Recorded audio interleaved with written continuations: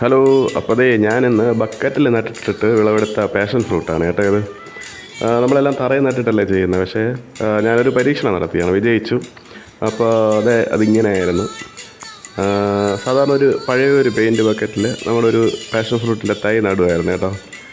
അപ്പോൾ അത് കിളിർത്തിട്ട് ദേ ഇത്രത്തോളം അതിൻ്റെ വള്ളിയൊക്കെ ഇതേ കണക്ക് വണ്ണം വെച്ച് വലുതായിട്ടാണ്.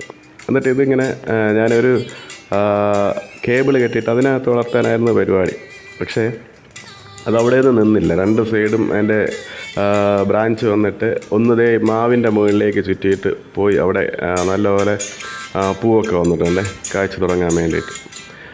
പിന്നെ ഇതാണ് കേബിള്. പക്ഷേ ഇതിനൂടെ വളർന്നിട്ട് ഇപ്പോൾ സൈഡ് വന്നിട്ട് ഇത് വേറൊരു മുരിങ്ങയുടെ പുറത്തും വാഴയുടെ പുറത്തും കൂടെ വളർന്നിട്ട് അവിടെ നിന്ന് നല്ലപോലെ അങ്ങ് കായ്ച്ചു കേട്ടോ.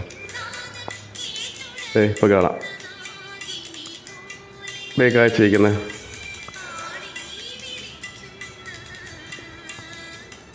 നമുക്ക് തറയിൽ നട്ടില്ലെങ്കിലും ബക്കറ്റിൽ നട്ട് ചെയ്യാൻ പറ്റും. നമ്മൾ ചെയ്തതെന്ന് വെച്ചാൽ കുറച്ച് ചാണകപ്പൊടിയും ചകിരിച്ചോറും ഇതൊക്കെ കൂടെ ഇട്ടായിരുന്നു നട്ടത്.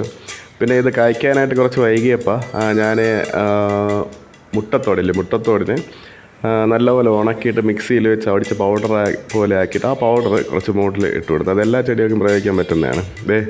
ഇത് പൂവാണ് കേട്ടോ, നിറയെ പൂവൊന്നും ഇപ്പുണ്ട്. അപ്പോൾ അതിന് നല്ലപോലെ കായ് കിട്ടുമെന്ന് പ്രതീക്ഷിക്കണം. ഇത് ചെറിയ കായാണ്, വെച്ച് തുടങ്ങുന്നതാണ്. അപ്പോൾ ഇതുപോലെ നിങ്ങൾക്ക് എല്ലാവർക്കും ഒന്ന് പരീക്ഷിക്കാം. അതിൻ്റെ ഇടയിലെല്ലാം നിൽപ്പുണ്ട് കേട്ടോ, ഈ വാഴയുടെ ഇടയിലെല്ലാം. അപ്പോൾ നമുക്ക് കൈകൊണ്ട് പറിക്കാൻ പറ്റുന്ന വിധത്തിലാണ് ഞാൻ അതിനെ താഴ്ത്തി വിട്ടിട്ടുള്ളത്.